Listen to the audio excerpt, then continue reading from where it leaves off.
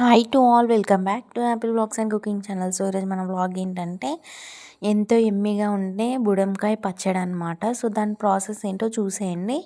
So ఇక్కడ బుడంకాయలు ఉన్నాయి కదా, వీటిని మంచిగా పీసెస్లా కట్ చేసుకొని కొంచెం పసుపు ఉప్పు అనేది యాడ్ చేసి పక్కన పెట్టుకోవాలన్నమాట.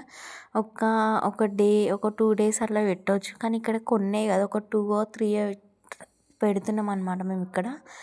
సో ఆఫ్టర్నూన్ కలిపి పెట్టింది mummy, so that evening night ఏమో అలా చేసిందనమాట పచ్చడ. సో చూసేయండి దాని ప్రాసెస్ ఎలానో. సో గిన్నెలో ఒక కారం పొడి కావాల్సినంత, దాని తగ్గట్టు సాల్ట్, మళ్ళీ ఇక్కడనేమో ఒక సైడ్కి ప్యాన్ పెట్టి దాంట్లో ఆయిల్ హీట్ చేసుకోవాలన్నమాట. సో దట్ అది హీట్ అయ్యే లోపల మనం ఇవన్నీ రెడీ చేసుకోవాలి. ఇక జీలకర్ర మెంతులు అనేది నూరుతున్నాం అనమాట. సో ఆ కారం ఏవైతే కారము మనం ఉప్పు వేసినామో అందులోనే జీలకర్ర మెంతుల పొడి వేసేయాలి. సో ఆయిల్ హీట్ ఎక్కిన తర్వాత అందులో మనం జీలకర్ర అనేది యాడ్ చేయాలి.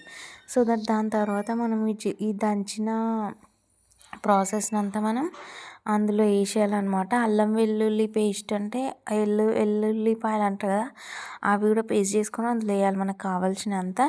దాని తర్వాత మనం ఇవి మంచిగా పిండుకోవాలి. మనం ఆఫ్టర్నూన్ ఉంచినాం కదా, దాన్ని మంచిగా పిండుకోవాలన్నమాట. సో దట్ మనకి ఇలా రసం అనేది వచ్చేస్తుంది. అంటే సీడ్స్ ఏమైనా ఉంటే కూడా పోతాయి అన్నమాట.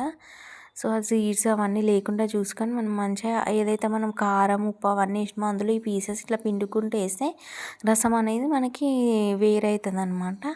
సో ఇలా మంచిగా మిక్స్ చేసుకోవాలి. అంత కలిసేటట్టు ఉప్పు కారం ఆ పీసెస్కి కలిపిన తర్వాత ఆయిల్ చల్లగా అయినాకనే మనం ఇలా పోయాలన్నమాట. హీట్ ఉన్నప్పుడు పోయొద్దు. సో ఇక్కడ చల్లారింది అనమాట ఆయిల్ అనేది.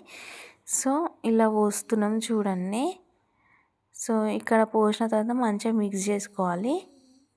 సో చూడండి. సో ఇక్కడ ఆయిల్ అనేది ఎందుకు వేడిగా ఉందన్నమాట అంటే, ఇది కొంచెమే కదా, ఎక్కువ క్వాంటిటీ కాదు. ఎక్కువ క్వాంటిటీ ఉన్నప్పుడు మనం చల్లార్చుకొని పోసుకోవాలి పక్క.